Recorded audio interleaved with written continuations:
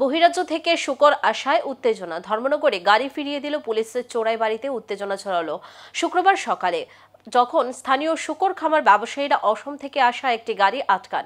গাড়িতে ছিল আনুমানিক ৭০টি শুকর ছানা, যা মনুতে পৌঁছানোর কথা ছিল। খামারিদের অভিযোগ, বহিরাজ্য থেকে শুকর এলে বাজারের দামে প্রভাব পড়ে এবং রোগ ছড়ানোর আশঙ্কা থাকে। খবর পেয়ে পুলিশ ঘটনাস্থলে গিয়ে পরিস্থিতি নিয়ন্ত্রণে আনে এবং গাড়ি ফেরত পাঠানো হয় আসামে।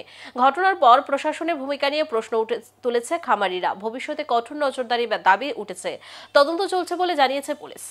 এই কারণে যে গভর্নমেন্ট অলরেডি ব্যান্ড অর্ডার দেওয়া আছে যাতে বাইরের মালগুলো ত্রিপুরাতে না ঢুকে, কারণ এসএফের সমস্যা। আমরা পৃথিবীতে অনেক ফার্মার এর বাইরে থেকে মাল আওয়ার পরে মারা যাইতেছে। তার জন্য আমরা এটা খবর পাইছি, খবর পাইয়া গাড়িটা চড়াইবাড়ি গেটে আটকাইছি। আটকানোর পর তারা প্রপার কোনো কাগজ দেখাইতেছে না, কইতেছে মনুর একজন লোক মালটা আনাইতেছে। হে এখন পর্যন্ত এখানে আইছে না ফিল্ডে। ওর নামটা কি? মিঠুন চাকমা কইতাছে, মাল যারা নিয়ে আইছে তারা কইতাছে মিঠুন চাকমা। এখানে নেই। তখন গাড়িটা কি করবেন আপনার? একটা যখন গাড়িটা কোথায় যাবে? প্রশাসন আমরা অফিসের সাথে কথা হয়েছিল, উনি বললেন কোন জায়গায় গাড়িটা আছে, কারা কোন প্রশাসনের সাথে কথা হয়েছে? ত্রিপুরা সেল ট্যাক্সে বর্তমানে আমরা গাড়িটা আটকেছি, আর চুরাইবাড়ি থানার সঙ্গে ওসি সাহেবের সঙ্গে কথা হয়েছে।